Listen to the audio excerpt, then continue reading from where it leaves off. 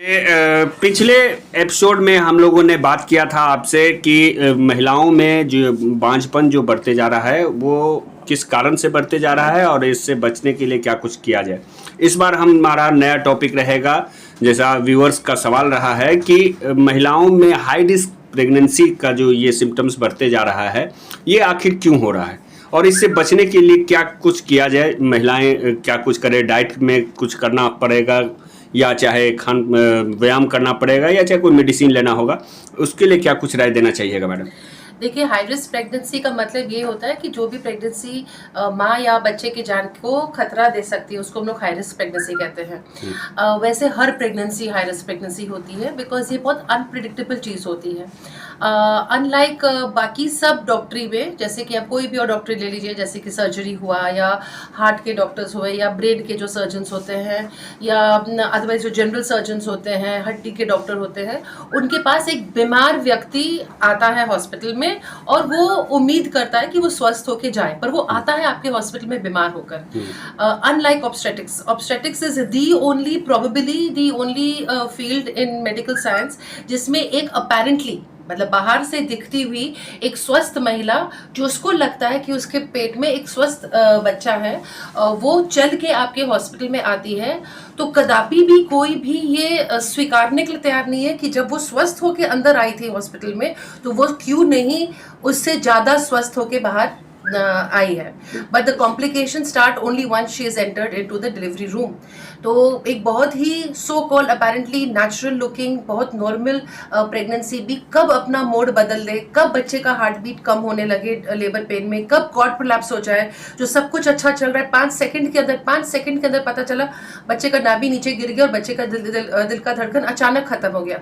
ये कुछ ऐसी चीजें हैं जो भगवती के अलावा किसी और के हाथ में नहीं है, और डॉक्टर भी उसमें बेबस होता है और अटेंडेंट के साथ जब बुरा हादसा होता है वो विश्वास करने को तैयार नहीं कि it's just the game of luck, वो ब्लेम गेम जरूर करता है। इसीलिए हर प्रेगनेंसी को हम हाई रिस्क मानते हैं क्योंकि कौन सी प्रेगनेंसी कब कौन मोड़ ले वी नेवर नो।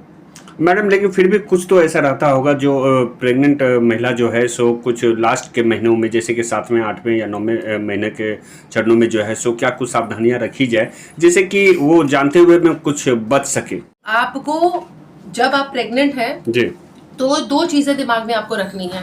एक तो चाहे तो आप बिन इलाज के रहें, जैसे पहले ज़माने में कोई भी प्रेग्नेंट औरत डॉक्टर के पास जाती नहीं थी, बहुत होता था 2 टीका पड़ता था टेटनस का और घर में डिलीवरी होती थी, जिसमें यदि अगर बच्चे या जच्चे को कुछ भी अगर होता तो इंसान अपना नसीब मान के उसको एक कड़वा घूंट समझ के उसको घोंट लेता था। मैडम क्या ये अभी के लाइफ में ये संभव है मैडम कि जो जैसा पहले डिलीवरी होता था मतलब गाँव घर में, अभी आज भी बहुत से घरों में बहुत सारे बच्चे हैं जो स्वस्थ रूप से, माँ भी स्वस्थ बच्चा भी स्वस्थ और घर ही में डिलीवरी हो रही है, बहुत सारे हैं। पर मैं I am talking about statistics. अगर पहले जमाने में 100 लोगों का डिलीवरी घर में होता था तो 70 लोग को या 60 to 70 लोगों को बिना किसी कॉम्प्लिकेशन के एक हेल्दी बच्चा मिलता था।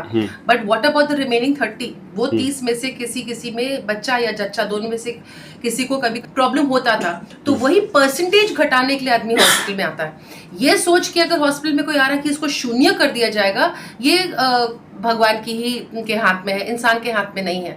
But yes, in hospitals you have to take all the precautions, your staff should be very well trained. एक फियर फैक्टर होना चाहिए हर प्रेग्नेंट औरत को डील करते समय, स्पेशली योर जो वर्किंग हैंड्स हैं आपके, यू मस्ट मेक श्योर कि वो working hands are specially trained under you because they must know your mindset. आपका माइंडसेट उन लोगों को जानना जरूरी है कि आप किस तरह से आप डिलीवरी, बिकॉज हर डॉक्टर का डिलीवरी कराने का अपना एक अलग टेक्निक होता है।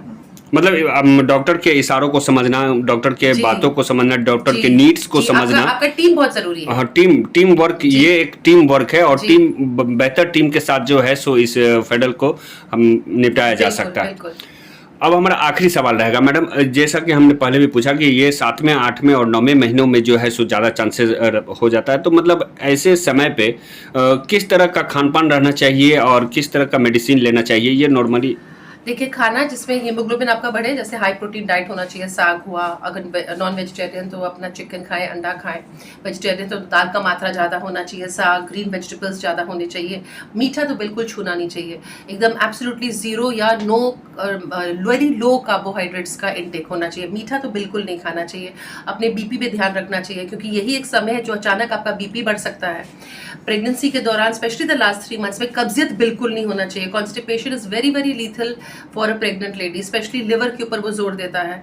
कोई 3 चीज़ें बढ़ने का चांसेस होता है लास्ट 3 मंथ्स में, और उस पर आपको निरीक्षण रखना है। एक है शुगर, एक है ब्लड शुगर, और एक है SGPT मतलब लिवर। इन तीनों चीज़ों के ऊपर अपना नियंत्रण आपको उसका चेक कराना चाहिए, और अगर उनमें से कुछ भी गड़बड़ा रहा है उसका तुरंत इलाज करना चाहिए, ताकि आप कॉम्प्लिकेशंस में कम से कम लैंड करें। चलिए, बहुत बहुत धन्यवाद मैडम। हम आशा करेंगे कि जितने व्यूअर्स हमारे देख पा रहे हैं, अगर किसी भी तरह का सवाल उनके मन में चल रहा हो तो हमारे चैनल से जरूर संपर्क करेंगे, हम मैडम से आपको मिलवाएंगे। बहुत बहुत धन्यवाद मैडम।